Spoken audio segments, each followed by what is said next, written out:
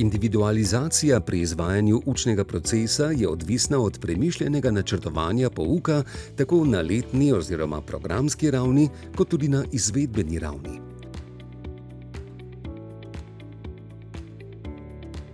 V procesu načrtovanja in izvajanja pouka učitelji določijo učne izide in predvidijo, kako se bo doseganje standardov znanj izrazilo pri dijakih.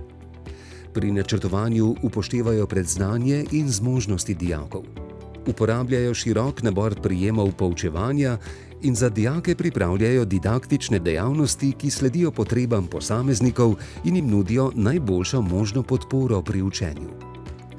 Pri načrtovanju praktičnega izvajanja pouka pri svojem strokovnem modulu dijakom poklicno delo vrtnarja poskušam približati tudi skozi problemsko in projektno delo.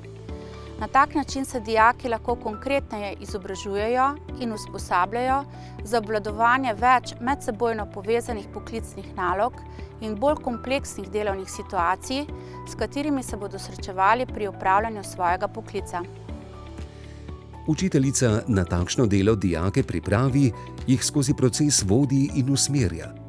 Omogoča jim izgrajevanje in učvrščevanje novega znanja in spretnosti. Dijaki so akterji dejavnosti. Učiteljica jim nudi podporo, jih spodbuja k razmišljanju, mišljenju na višjih ravneh in ustvarjalnosti. Spodbuja sodelovalno učenje.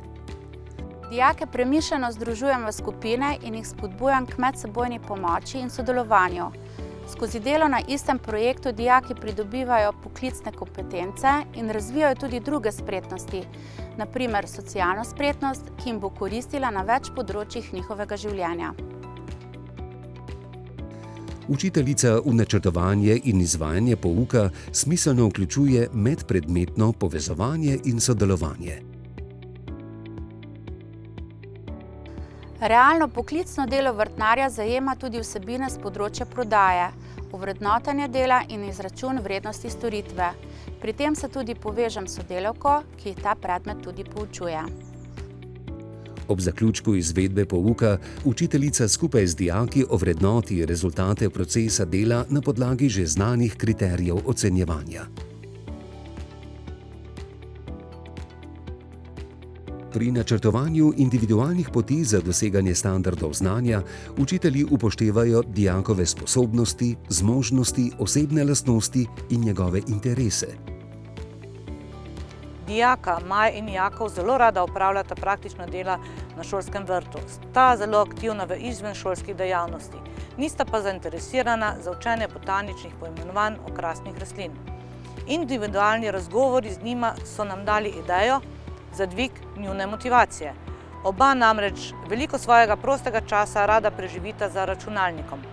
Predlagala sem jima, da bi izdelala film o prepoznavanju in poimenovanju okrasnih rastlin v šolskem parku. Učiteljica je z dijakoma sklenila dogovor. Skupaj so določili cilje, ki jih bosta dijaka dosegla. Njuna učna izkušnja je vključevala premišljeno rabo sodobne digitalne tehnologije kot učnega pripomočka za doseganje standardov znanja. Skozi proces dela sta dijaka razvijala tudi ključne kompetence.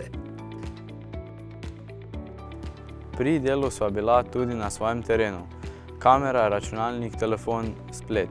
Izvedela pa sva tudi veliko o tem, kako je pri uporabi vsega tega pomembno razmišljati tudi o varnosti, da ne moreš kar tako kopirati virov, da si pri tem odgovoren.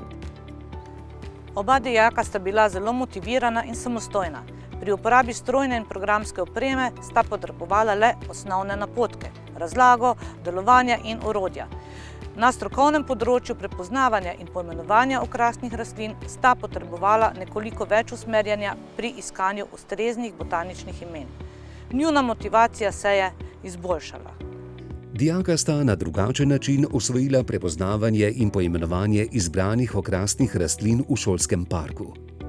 Svoj izdelek sta predstavila svojim sošolcem. Uporaba digitalne tehnologije in drugačen pristop sta spodbudila zanimanje ostalih dijakov. Razmišljamo, da bi takšen način uporabe digitalne tehnologije razširili še na druge naloge z področja hortikulture in k sodelovanju pritegnili več dijakov. Odločilnega pomena je dobro načrtovanje pouka. Izvedbeni kurikul sprejme razredni učiteljski zbor po predhodnem usklajevanju.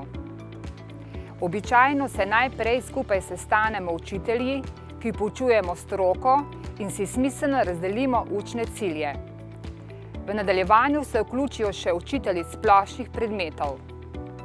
Takšen način načrtovanja in izvajanja pedagoškega dela zahteva veliko priprav, medsebojnega sodelovanja in učinkovitega koordiniranja med posameznimi učitelji na eni strani in vodjo praktičnega usposabljanja z delom na drugi strani.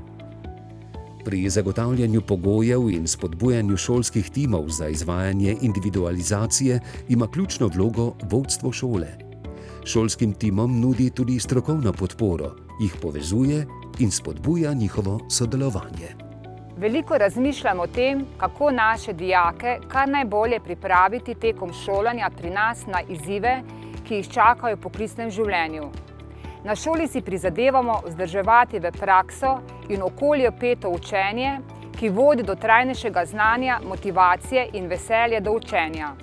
Nahajamo pa se tudi pred novo paradigmo sodobnega poučevanja. Nanjo lahko odgovorimo le z učenjem, usmerjenim v udeleženca izobraževanja.